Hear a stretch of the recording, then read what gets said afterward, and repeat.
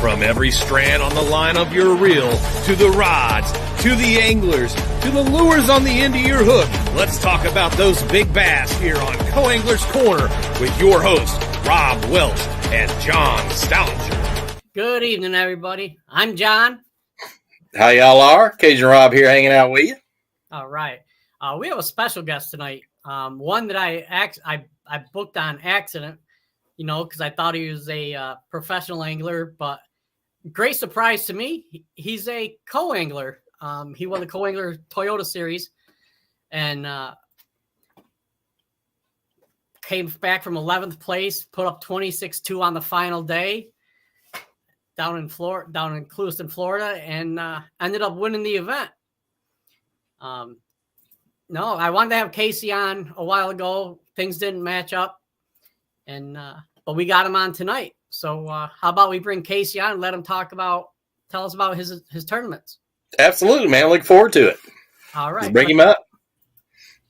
Hello, sir. Hey, Casey. How we doing?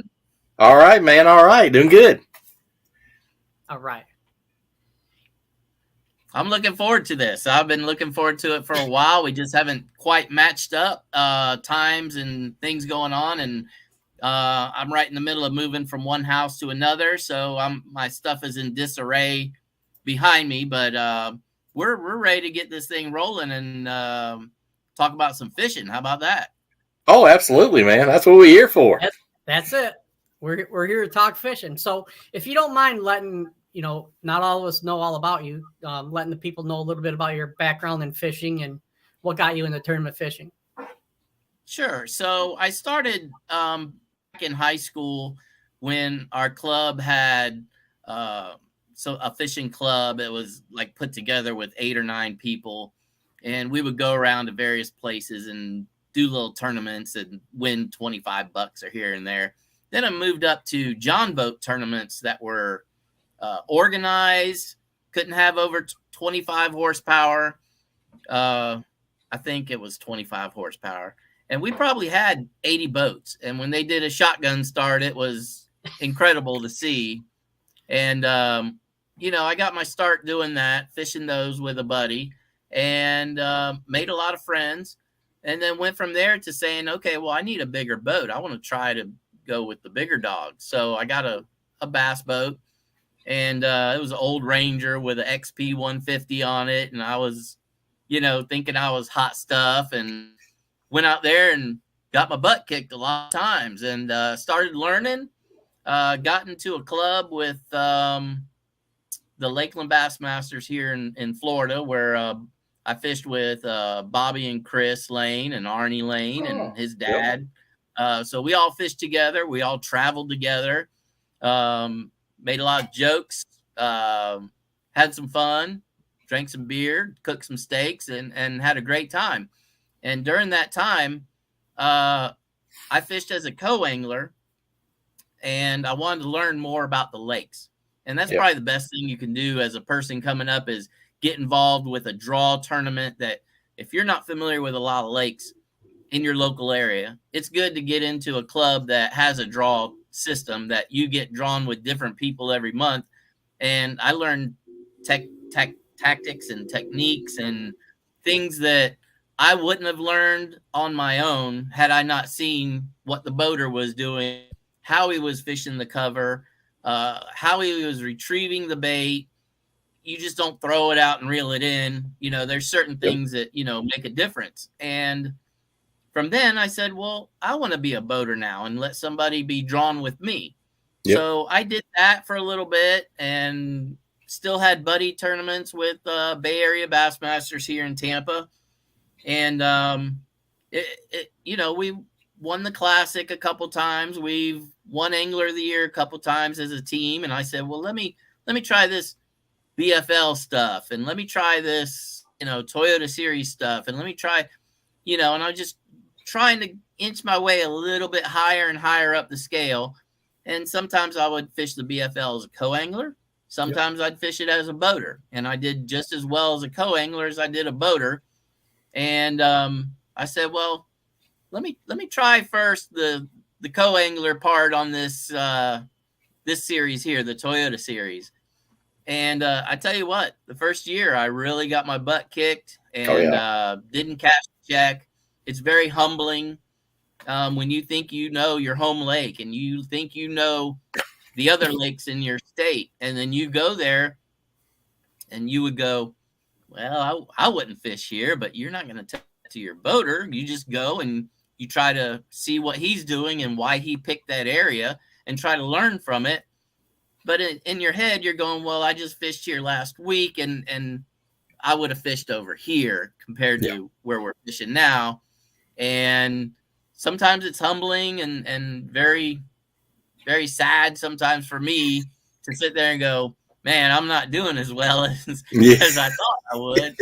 And sometimes you get, paired up with somebody that goes to an area that you're comfortable with, that you've caught fish in, you go, oh, ding, I know how to fish this area. Let me do this and do this. And you're catching fish behind that boater and you're very fortunate and you end up doing good in the tournament. So it's all a learning process. It's all, watching. A lot of it's watching. You may not catch a lot, but if you watch who's in front of you, what they're doing, you learn a lot. And when I went to Santee Cooper last year, I got stuck with somebody that was throwing a wacky worm, skipping it under the cypress trees. And I had never fished anything like that. That's all new to me.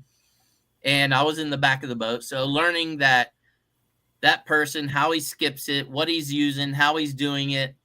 I didn't catch anything that tournament. I went home, without a fish. That's a long way to drive without catching a fish. But I learned when I go back a couple of weeks, I'm going to learn that technique and I'm going to learn to try it and do it. So it just adds up every time you fish. You put another tool in the toolbox. That's what I always tell guys. Learn a technique. You got another tool in your toolbox and you just keep growing it. That's right. That's why I got a bunch of stuff behind me that I haven't moved over to the other. Hey, I know about driving a long ways and not getting fish. I'm in central New York and drove down to Gunnersville and back for a Toyota Championship and didn't catch a fish. So that happens. That's a long ways. And Fam says, "Hell yeah, great job, Casey." Yeah. I love my family. Yeah, that's awesome. And Mike Kuhlman says, "You're my boy, Blue." That's my buddy. We're gonna be fishing together next weekend, and hopefully we do good and we can become Team Angler of the Year this year for the final tournament. So there you go. Michael Catt, Casey is the man. Yeah, Michael Catt. How about that, man? One of the pros give me a heck yeah. I love it. Hey, man, can't beat that, man. That dude's a stick. That dude is a stick. Hey, when he hangs around us, I try to soak in as much information as I can because he's really, really good, and I really look up to him, and he's really a nice guy. Oh, absolutely, man. Absolutely. And he has some pretty good cold tags, too. Yeah, yes. I heard that. Yes, he does. Nika Priestley says, looking good, cuz. Proud of you. Oh, that's my family. I love them. Yep. Awesome. Yeah, that means a lot, man. If your family's behind you, man, it keeps your positive momentum going, man. That's awesome. My family is what keeps me grounded. They keep me going. My wife, my mom, my friends, my family, they all keep me striving to do better. So I make them proud. And, for them to come on and watch me, do this for you guys. It's an honor to have them coming on here and taking the time to watch and say something. So hopefully, we feel some of these people, learn something also. If they're going to go fishing, maybe we can teach them a little something today. So that'd be great. Absolutely. Oh yeah. We feel the same way. I mean, Rob and I, we do this for the fun and we like to get to know people all over the country and stuff like that. And that's all we do it for. I mean, we're not making any money on this. No. So. Good thing we got day jobs. I'll just put it that way. Yeah. I haven't quit my day job to do any of this. So yeah, I'm still an electrician. Okay. Oh, okay. Yeah, I got you. Nice. Barking Ruger says, "You ain't kidding, Casey." This is in reference to Michael Catt and soaking up knowledge. he's been hanging around with Rob, and he's taught me everything he knows, and he still doesn't know anything yet. I just know enough to be dangerous, man. Brothers, keep listening to Mike. He knows a lot of stuff. Yes. Oh, absolutely, absolutely. And John Stahl, remember Mark and myself taught you everything. Yes, that's my main man right there. That's my fishing partner. So he's awesome. Good. I love him. Yep. Outstanding, man. Mark is looking forward to it. Yep. So we're gonna get him next weekend. We're gonna get him. Good luck. Absolutely. And Shauna says, "Let's go, Casey." Now, let's go. I heard you mentioned something about the Lane brothers. Now, should they be saying, thank you, Casey, for all the success we're having because you taught us everything? No, they're saying thank you for all the money that you donated because they kept fishing all the time. That's, whenever they'd fish, I'd go, oh gosh, I'm fishing for second. Oh gosh, and maybe even third or fourth, because sometimes you'd have, Arnie in there, Chris Lane, you'd have their dad in there, and all four of them together on the Kissimmee chain is hard to beat. So back then I was going, I'm just going to learn now because I'm not going to get a check with these guys fishing. They're the best. It can be fishing is definitely a humbling sport, but the main thing that, we talk about is learning every time you go out. Oh, absolutely. Get 1% better. So what is your favorite technique to fish? My favorite technique is it's got to be pitching a Cinco. That's very versatile. It can be thrown as I got a technique that I use that works well for me. It can be used in a lot of different ways, and it just seems to work for me down here in Florida. I don't know if it works as well up in other states and stuff like that, but it works. It does here. It's a staple down here in Florida. Yeah, so it's a great bait. You can cast it, you can flip it, you can pitch it, and Carolina rigging it. There's lots of things you can do with it. So I'd have to say the Senko, but if I were to say what's my favorite, I grew up throwing a blackback silver Rapala. Yep. And a jerk bait like that, I love throwing that. I grew up on that. I wish I could do it more often in some of the places, but that technique has started. It's coming back for a lot of forward-facing sonar people. Oh, yeah. But I still stick with the Senko and the speed worm and stuff like that. I'm good with that. Yeah, you can't really beat the speed worm and Senko where you're at. No, it's won a lot of money. Yes. Speaking of winning, I mean, I was looking and you have 5 top 10s, a first, a second, a third, a couple sevenths. You gonna let other people get up in there? I've helped a lot of people. I see Frank's on there. I've helped him quite a bit, and he's a great friend. And we fished together in the Toyota Series, and I've given him pointers. He's given me pointers, and we grew up together. And Awesome. He got away from fishing, but he got back into it, and he's doing great. And I just feel like I've helped people along the way. When I can, to make them a better person and a better fisherman. So if I can help, that makes me feel better. Yeah. Oh, absolutely. Yeah, I had a guy on Del Hollow one time, boater, young guy, and a great guy. I mean, he caught him decent, and we started going down this bank, and I said, well, I'll just drop my drop shot down and drag it. And I started catching them. I mean, not big ones, but, catch.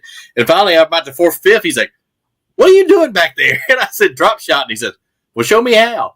I showed him in 5 minutes, and every time I see him, I said, you still drop shot? And he's like, oh, yeah. So that makes you feel good. You see somebody you helped out, and they appreciate it. So it's awesome.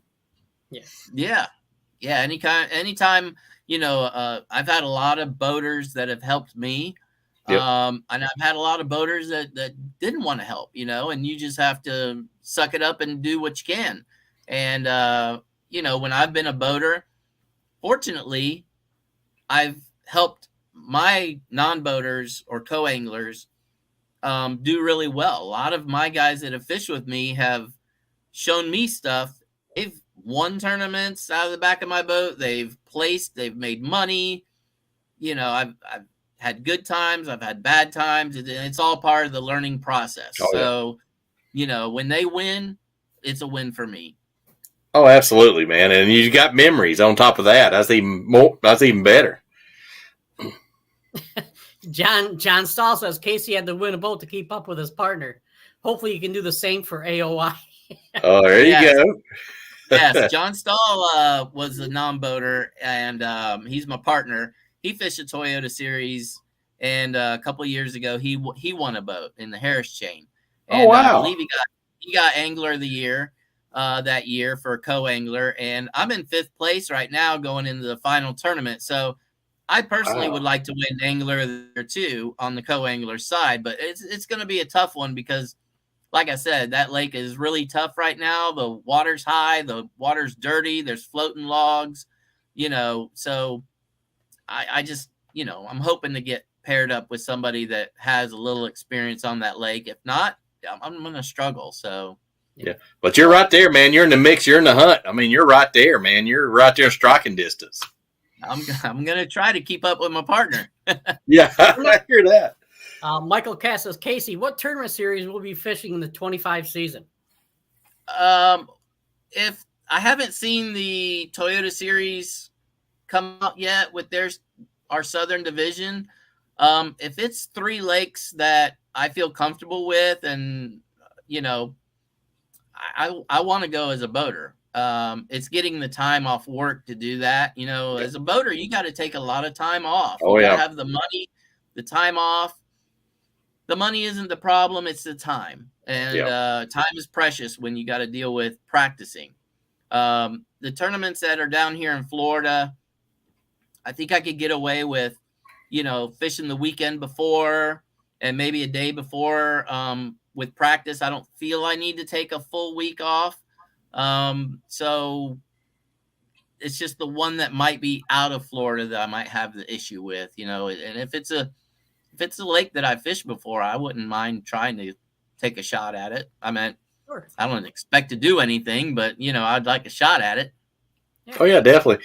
We're not going to brag too much here, but we've had 2 Toyota Series Angler of the Years on this year, so we need to make it 3. We need to make it 3. Hopefully we make it 3. I saw when you had Stephen Draghi on there, and Yep. that guy's stick, man. He's a great co-angler. He fishes as a boater sometimes. yes. And, you know, when he fishes down here, everybody's worried, you know, oh my gosh, is he going to win again? Or, you know, is he going to do great again? You know, so he's a stick, and we all kind of look up to him because he's good. Yeah. Oh, absolutely.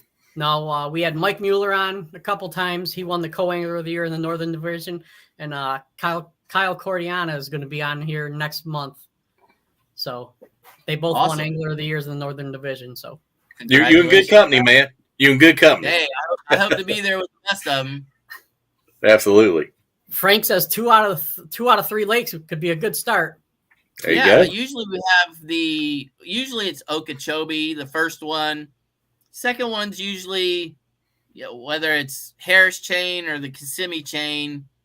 Sometimes, you know, those first 2, and then you got to worry about the third one where that's going to be. If it's in Seminole, you know, that could be really good. I may be able to fish all 3 and be able to have the time to do it. So, but if it's it's Santee Cooper, I don't feel comfortable taking a boat that I'm getting ready to buy up there to be hit by a log or something, because I'm not very good at navigating those waters. I haven't ever done it, and I don't want to waste a lot of time navigating when I'd rather be fishing. So absolutely.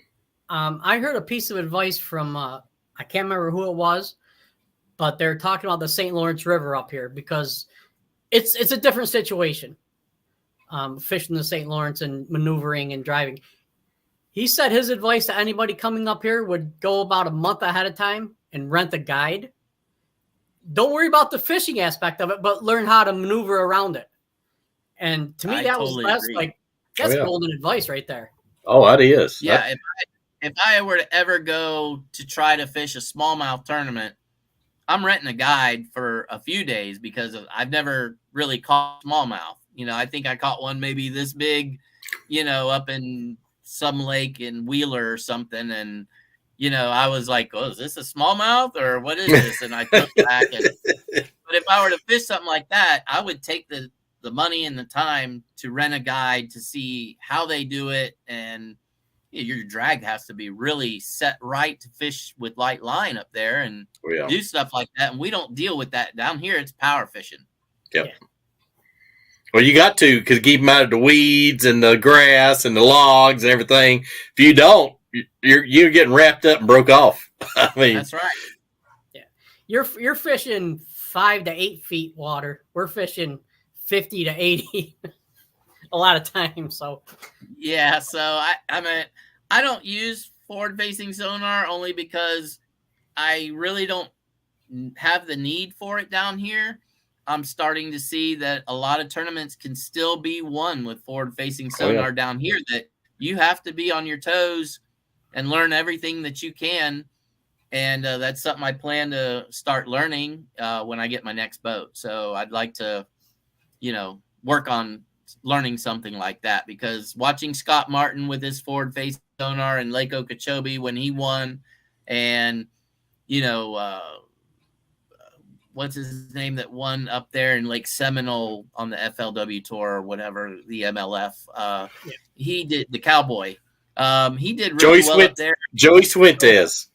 That's right. Cifuentes. Yeah. So he did really well in the forest there with all those trees with the forward facing sonar. And he did really well. And that's still Florida fishing. You don't think you need it down here because it's like a jungle down here, but really you're starting to see that it does matter. There is a lot of brush piles in Lake Kissimmee. Oh, yeah. So it's just another tool. Like I say, I hear a lot of guys on practice, they'll just go around and see how to, throw out and just see if they get a reaction to the fish, if they're following it or they just kind of sit there. I mean, it's amazing how guys has learned how the fish react to different stuff and how they're moving. I mean, that's pretty cool. Yeah, I've seen it done on the Harris chain under the bridge there at Harris, and I was blown away watching one of the pros doing that drop shot right by the piling. And he said, watch this. He goes, put down your pole, come up front here and watch this. And I did, and I wanted to see it. And I walked up there without, my fishing pole. Of course, you can't have your fishing pole up there. And I went up there and I watched him with his spinning rod, and he put it right down there in the middle of that fish, and he shook it like that. And he said, that one's going to bite. And he swam right up to it and caught it. And it was like a 14-inch. And I'm like, that's amazing. Wow. Called his shot. Called it. Yeah. He did a great job. That isn't Babe Ruth. I don't know what it is. Yeah. I don't. That's too easy though. That's too easy. It takes all the fun out. I like to be challenged. It's cool though. It's cool to watch. Yeah. Oh yeah. It's still a challenge though. Barking Ruger's finesse rig is a 30-pound braid. So. That's his crappie set up. Yeah. I agree. But, so any thoughts about trying to do this for a living? When I was younger, I thought about it and I wanted to do it, and I tried really hard to do what I could, but I have responsibilities as a homeowner, paying bills, all that stuff. And I just got to the age where I was like, I really don't think I'm going to make it as a pro.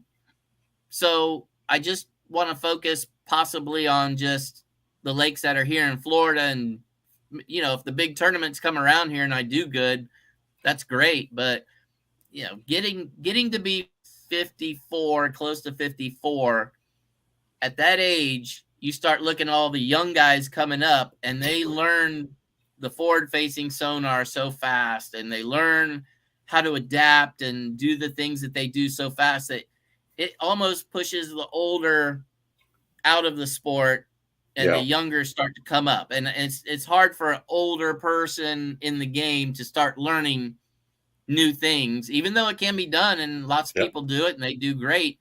It's just hard to do when you have a full-time job and, it's tough. It's tough. You Yeah. got to have the money. You got to have the money to make money. You got to have the right equipment. You got to have, the time to do it. And not all of us are that fortunate enough to do that. So we just make the best we can with what we got, see what we can do from there and try to improve. But I don't know that I'm going to go pro.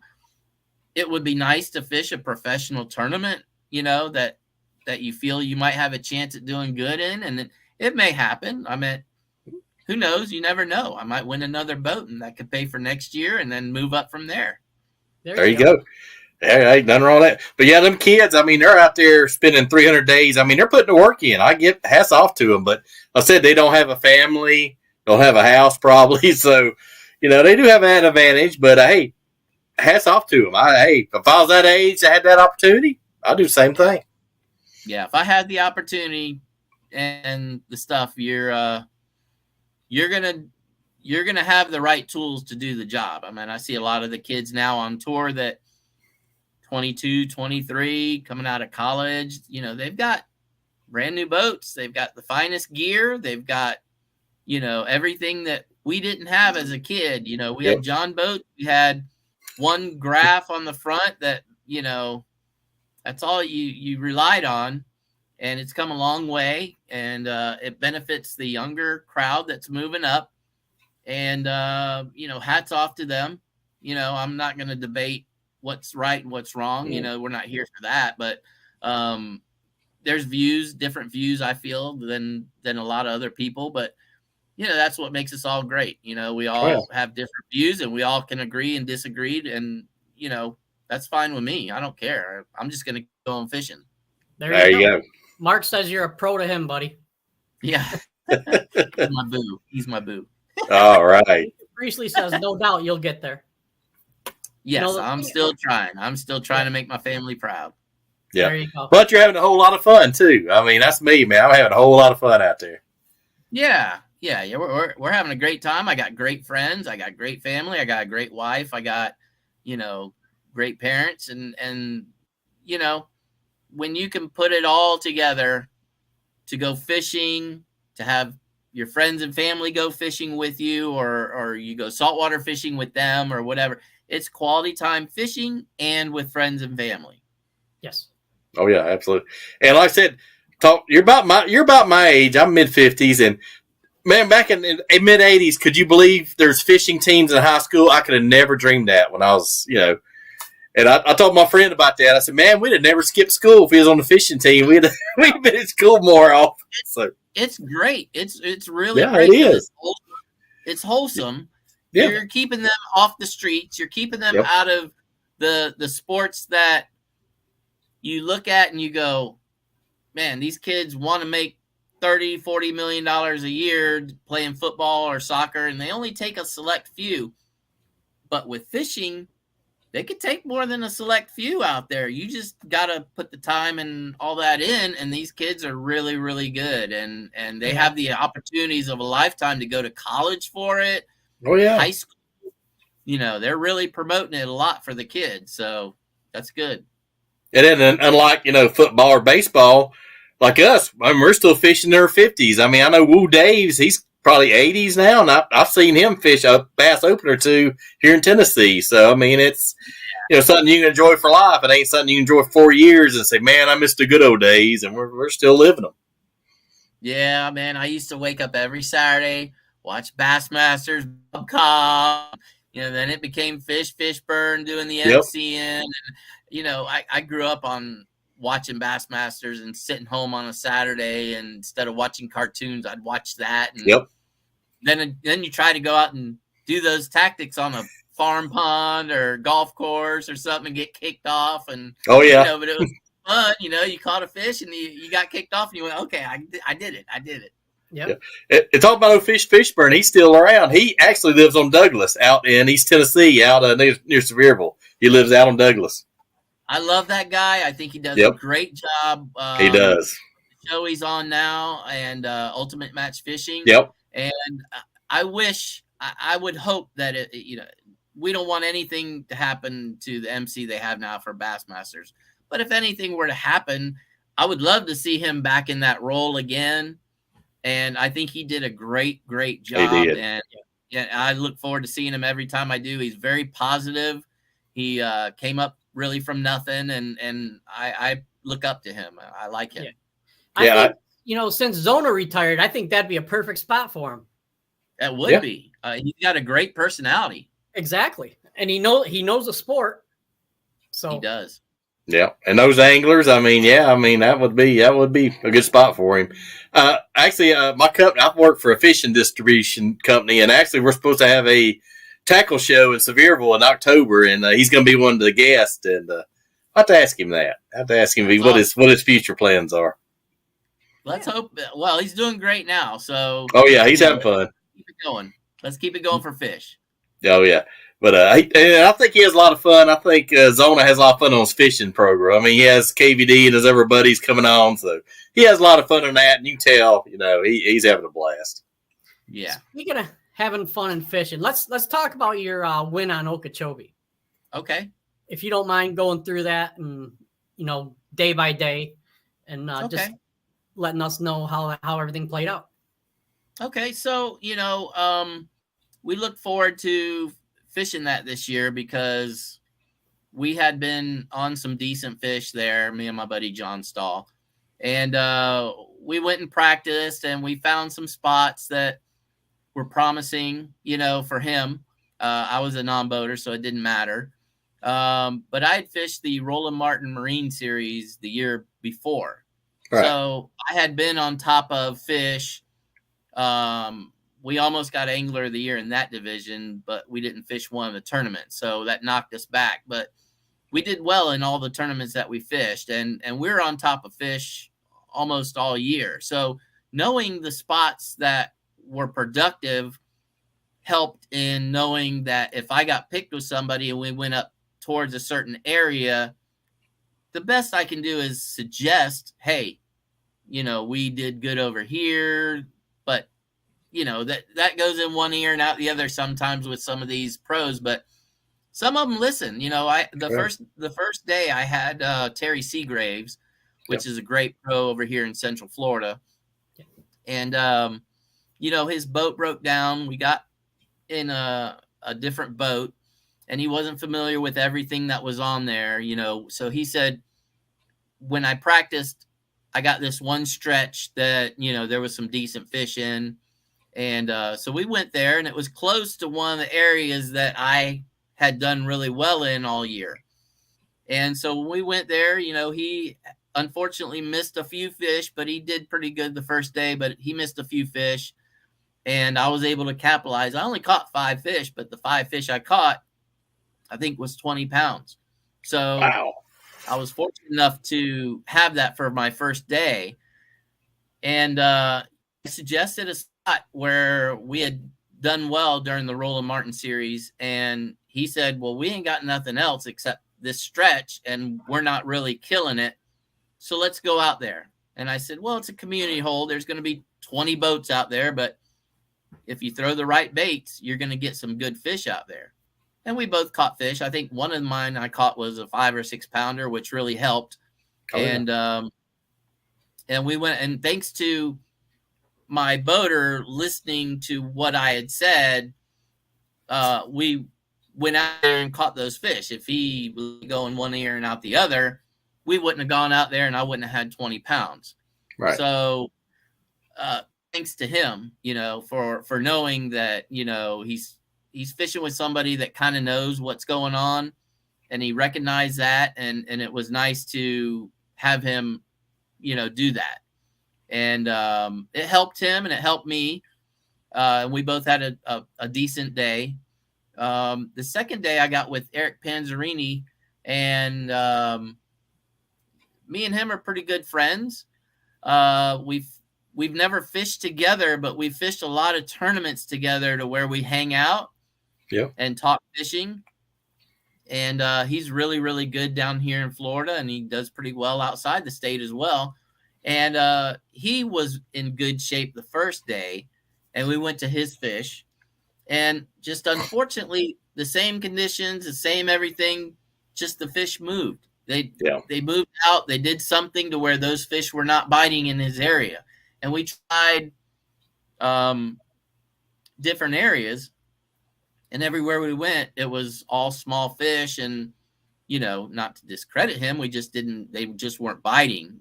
So that gave me a real low weight the second day, which would put me from like third down to 11th. And then the final day, I got paired up with Anthony Ford, who is a local around here. He does really well. I think him and his son fish some tournaments together, but I've never fished with him. I've never met him.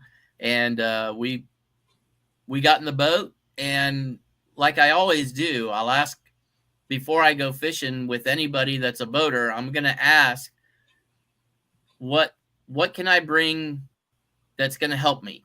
I don't want to fill your boats with the limit of rods, the limit of bags, the limit of what I can I don't want to wear down your boat with all the stuff that I can bring. I would like to narrow it down, and you can't be afraid to ask your boater. You have to be able to have that communication and feel them out and say, what area of the lake are we going? What type of cover are we fishing? What baits would you suggest? Don't tell me what you're throwing. Don't tell me exactly what we're fishing or where exactly we're going, because I'm not going to tell everybody where we're going. No. But at least let me know so I know how to rig up. So I did. And he said, well, we're going to do this. We're going to try this. If it doesn't work, we're going to go over here.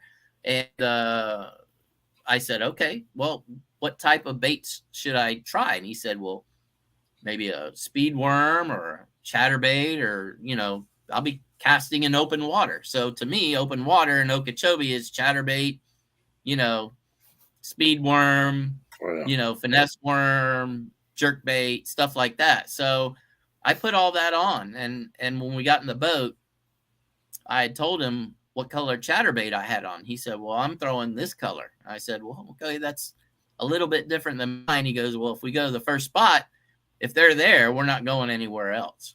And I said, okay, no problem. And for some reason, I said, he had a pretty good day the second day. My black and blue might not be the right color. I better switch to a golden shiner, because that's what he's throwing. I said, let me just change that here real quick before we get it launched.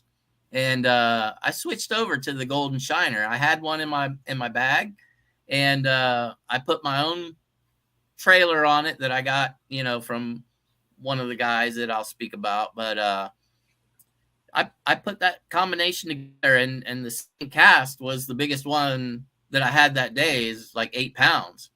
Wow. And, when you pull up and you shut down and people are still running towards where you're fishing, because there was 30 boats in our area by the time everybody settled down, and you're in probably 2 football fields and there's 30 boats. So as people are coming in and we're just shutting down, and we get up and cast, and my second cast is the biggest one of the day, I said, oh, this might be a good day, and then, a couple casts later, I catch a 3.5 pounder. And then by 9 o'clock, I have over 22 pounds. So wow, boater hasn't caught a fish yet. And I'm like, I'm doing this. Here's my bait. This is what I'm doing. And I showed it to him. And I said, I'm throwing this type of speed worm, and this is the color I'm throwing. And, Anthony had his own tactics that he was doing. They were very, very similar, just different colors in some of the things that he was throwing. But I don't know. It seemed like it worked out. I threw it the right places at the right time. And at the end of the day, we're about to leave. I was worried about our fish in the live well. I was worried about getting back on time. And then I said, well, let me make a couple more casts. And when I made a couple more casts, I caught a 6 pounder that got rid of my 3.5 pounder. So, when I did that, I went, oh my gosh, I've got something here. I might get a nice check. I didn't expect to win. I just wanted to get one of those trophies for first through fifth, and say, I got one of those nice trophies. I didn't think I would ever get one of these, checks in the back that you get to hold up. And knew I won that, I was all teared up and emotional, and I'm like, I get to hold one of these checks up. I get to hold up one of these trophies. I get to, get so excited to do this, and that, it got me so excited. I was so happy. I couldn't wipe this smile off my face, even just talking about it. It brings back memories. It's great. Oh yeah, and you think about it, Earl, it's only about a couple handful of people that's had that experience. So you're just one of few that's actually done it. Yeah, and it didn't go through my mind really that, hey, I just won a boat. It registered. The first thing I thought of was holding that check right there, right behind me over there, and holding that trophy, and it's not about money. It's about you beat these group of people that were all here this weekend, and you got to experience something that only a handful of people get to do. And when that happened, I didn't care about the boat. I cared about that and that feeling. And when you get that feeling, you want it again. And I chased it to Harris, and at Harris, I almost did the same thing. I did pretty good at Harris and got a nice check, but I didn't win. So now I have the chance to do it again, and I'm looking forward to it. And like I said, the people that I had as partners for those 3 days all knew the lake. Yep. They all knew where to go. It was up to me with my lake knowledge and what baits I throw in that lake to finish the product. And instead of having someone, let's say from New York or Pennsylvania or Arkansas that may not know the lake as well, I was fortunate enough to have 3 Florida guys that knew how to fish that lake, and it helped me a lot. So, it's a lot of luck, and it's a lot of knowing what to throw, when to throw it. Yeah. And what pattern you're on. And that's why Rob and I haven't won one of those trophies yet, because we don't want to get that fire built up inside us so we chasing it. So we're just going to settle down for 5th in pack. Yeah, there you go. But plus, you landed all them fish. None of your big fish stayed on. I mean, that takes a lot of nerve, man. You got a big one like that 8 on there, and you're like, whoa, keep that one on and get him to the boat. That takes a lot.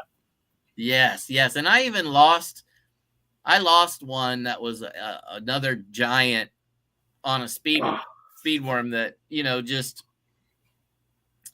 would have put me over 30, and I think, it broke the line at the top of the rod. I probably had a fray in it or something, and couldn't chase the line fast enough to get to it to grab that line in the water.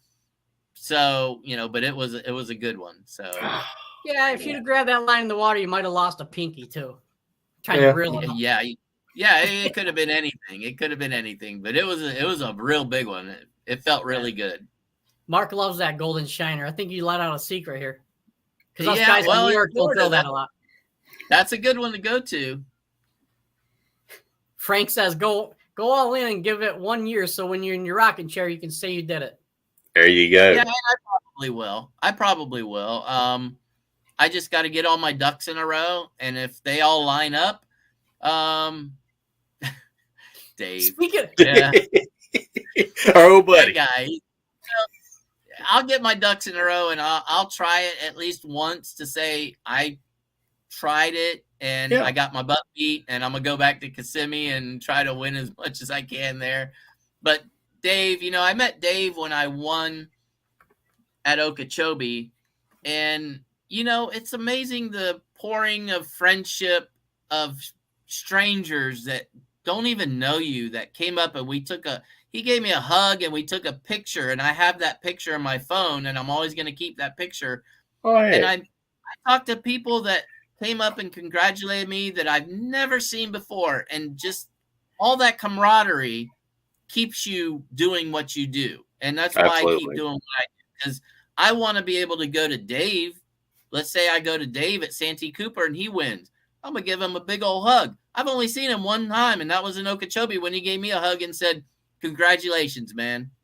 And now look, we're friends on Facebook, and we talk, and you can't beat that. I talk to Stephen Draghi sometimes, and Yep. Now we'll talk at tournaments, and it's great, Stephen Dial says, heck of a win. I remember. Now, the funny thing That's is right.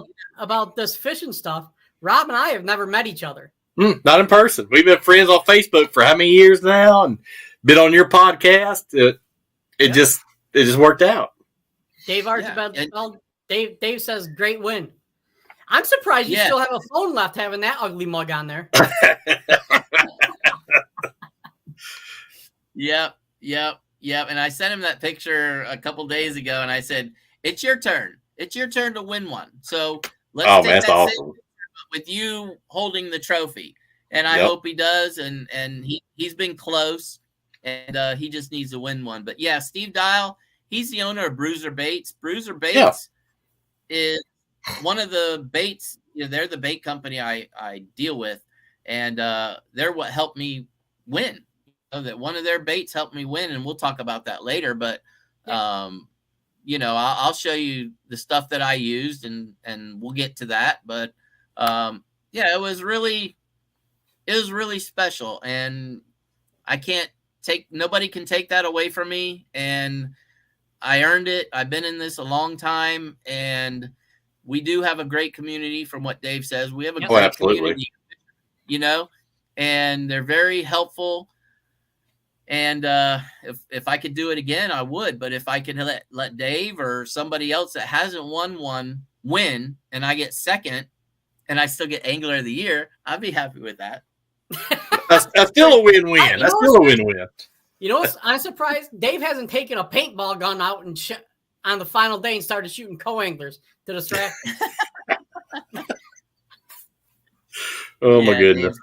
But no. Anyways, we appreciate you coming on, talking to us about your life and the tournament, and a great win. Like everybody said, I think I hear coming from 11th to win a tournament, and the first thing that comes to mind is Randy Hollywood winning the Classic, coming from that far back, and then it's like, wow, a co-angler did it. Yes.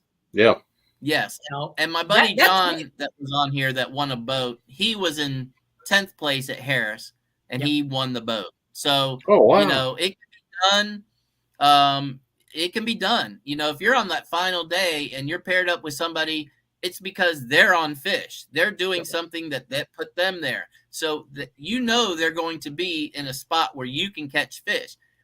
It really helps that if you're in open water, you can outfish them. If you're in a place where forward-facing sonar takes place, or they're specifically throwing the brush piles or something like that, you might not have as good of a chance, but there's a reason you're there. There's a reason he's there. You're both together. It can be done, and you just have to keep trying. Yeah. All right. Let's put another twist on this show here. What's your favorite homemade cookie? Favorite homemade cookie is a sugar cookie. There you go. That's classic I'm right there. I'm right with you. And I'm diabetic, so I love sugar. So I am too. Same squeeze. We're in the club, man. We're all three in the club. I think it's something when you hit 50, you automatically diagnose you so they can make money. Yeah. Well, yeah. So, all right. Now that we got all the serious stuff taken care of, actually nothing on this show is real serious, but how about you go ahead and you take the last 10, 15 minutes or so and talk about people who've helped you along the way, people who mean a lot to you, family, sponsors, and this is all about you, bud. Okay. So, I grew up, I'm blue collar. I work at the Port of Tampa. I'm the lead electrician there. Oh. And, I didn't grow up with rich parents. I didn't grow up with a lot of money, but I had a lot of support. I have a great family. They love me. I love them. There's nobody in my family that I dislike. Well, maybe one, but anyways, I got a great wife. She supports me through everything. My cat supports me. He says, "Go get him, Dad." And then, the friends that I've come along the way have all been great supporters, whether it's saltwater fishing tournaments or freshwater fishing tournaments. I've made friends that are lifelong, and I won't ever forget that. And some of them have been on this show, putting in their 2 cents, and I appreciate that. I appreciate them watching. I don't, I'm not a sponsor guy. I don't run out and try to get as many sponsors as I can. And, I've offered a lot of people a lot of my time to do sponsorship stuff at shows and stuff like that. And it's kind of bit me in the butt a little bit. So I really don't chase it. But the one lure company that's always been with me that I like is Bruiser Baits. I'm gonna wear their apparel. Yep. I fish their baits. The baits they make are for Florida that work great in Florida, but they work great in other places. And it's great to get great products from a great company, from a fisherman that fishes Florida, that knows what colors to match up. And there's this young kid that's a college kid. His name's Zion Dunaway. He's on Facebook, and he's tried to dabble in doing molds and worms and creature baits and all that. And I looked at him and I said, you know what? I'm gonna give this kid a shot. I'm gonna buy some of his stuff. I'm gonna try it. And one of the baits he made, that's what I caught a few of my biggest fish on that last day. And I was thankful. I let him know, and he's like so excited because he's getting his name put out there. Yeah. But it's like, well, good stuff. For a kid, he makes good stuff, and he fishes up there in the Federation and the BFLs and stuff. And I hope he does good. And John Dial, that's the bait maker down here for Bruiser Baits. And I just wanted to point out a couple things that helped me out, and show you a couple baits that I got. So the Golden Shiner with the kid Zion Dunaway, he's in charge of South Indiana Bait Company, and you can find him on Facebook under Zion Dunaway. It's not a hard name to screw up, and you should be able to find it pretty quick. But I have the Golden Shiner in a half ounce, and he's just got a golden pearl swim bait on the back, and worked great for me. I got that. I got the other Golden Shiner. I painted the blade half black, half golden, so that way it's not so flashy. And then I got this trailer on here. You can see it. There you go. Yep. And that's made by Pro Choice Strike Zone. And I want to say they went out of business. So when I figured that out, I bought all the trailers of that I could. Yeah. So that way I would have those type of trailers, and I could have them for a while. Zion will keep making me baits as long as I ask him, so I know they're there.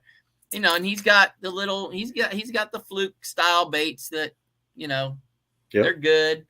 But the one that caught me some good fish throughout the weekend was the Bruiser Baits Speed Spade. I don't know if you can see that. It's a longer. Let's see if we can get it on. There we go. Longer. It's more of a I don't know. It's more like a Magnum speed worm with a little tail on the end. Yep. I'm trying to fix the camera to it. But, good, man. So Bruiser Baits, you can see it. Bruiser Baits, Speed Spade. That's my guy. And the other things that they have are they got the Cincos. They got the Cincos with the black with the blue tip is always a good staple down here. That's the big stick. And the other thing that Zion Dunaway makes is he makes these 8-inch finesse Magnum trick worms. And those are really, really good too. So, those are my main things that I fish with down here. Bruiser Baits that's my go-to baits. but I use everybody's baits. They just good bait I use. And I think everybody does. What's that? Everybody does. Yeah, everybody's got the old the Magnum speed worm deal. This is the bullet from Bruiser Baits. But you know what? You got the Magnum speed worm from Zoom that works great. You got the Magnum gamblers. You got the speed worms from whoever else makes them. But I use what I'm given, and it works fine for me. It works great, and they've helped me win a lot of money. And I thank Steve for putting out good product. But other than that, I'm just that's the only really sponsor that I have is that, and I'm happy to have it. I don't look for it. If it's brought to my attention and it seems like a good fit for me, I'd give some companies a try. I'd love to be on Lou's staff, because I use a lot of Lou's products, but they don't give me anything. But I go out and buy their products because they're good. But it's fun, and this is really neat. I don't do many podcasts, and this is special for me. I enjoyed it. We enjoyed having you, man, and you was great. I mean, showed us a lot of stuff, entertaining. So, man, we enjoyed having you. Yeah, thank you very much, and it was great, and look forward to it. And I think I'm gonna go have me a sugar cookie. Excellent. He won for me too. Michael Cat got me this year, and he told me he said I had to try arc rods and reels. Next thing you know, I'm 11 setups in. Yes. I bought 2 arc rods. One of them is my chatterbait rod from Randall Tharp, and that is an awesome chatterbait rod. If you've ever fished an arc rod with his signature on it for a chatterbait, that is hands down a great chatterbait rod. And I have his open water rod, is throwing for brush piles and stuff like that. Love it. Yeah, great. Cool. Dave, we'll definitely get him back on, especially after. Oh, absolutely. Yeah, so, we'll bring Dave back on when he wins. Oh yeah, well, definitely. Well, we need to get contact someone with arc and have the Michael Cat punching stick. That's what we need. Yeah, there you go. He deserves it. He deserves it. He does. He does a real good job promoting. So, true professional. Yes. Anything else you want to go with, Casey? Man, thank everybody for watching and paying attention. This is actually my first podcast, and it was pretty cool. And I just, to my family and friends, and taking the time, and the people, Dave, he wants the idea of coming on there one time and pointers out there and teaching other people, new tactics and techniques, but I really enjoyed it, and I'm looking forward to, if I win again, I'd like to come on again and explain, how I win again. You don't have to win to come on. No, you don't have to. I mean, after all, we've had Dave on a couple times. Oh, it is addicting. Oh, have you? Yeah. Yep. Actually, Dave was actually our first co-angler guest. Yeah, he was. That's awesome. Yeah, he's an entertaining kind of guy, man. He's great. He's great. Yeah. Now I'm only picking on you, Dave. So, but we'll be watching you and cheering you on, man. We'll keep an eye on the weights, and we'll be watching and cheering you on, man. And best of luck and tight lines. Thank you, and you guys have a great evening, and be safe. And we look forward to talking to you again. Let me on again. I'd love to come back. Absolutely, man. You count on it. All right. Thanks. Take care, buddy. All right. Take care, buddy. Thanks. See you later. All right, see you. All right. Oh, I can't believe that was his first podcast, man. He's like a pro. Love it. Yep. Great guy. And wow. He even got some props from John. Yeah. All right. So next week, I haven't gotten the shows built for next week. I'm planning on doing that. Hope everybody has a fun, safe Labor Day weekend. And just stay safe and So enjoy everybody's Monday off. I'm gonna hopefully be back Monday night. My boy's playing junior varsity football Monday. I think it's gonna be morning, so I think I'll be able to make it back in. But so I get the chance to see him play, and so I'm blessed. All right.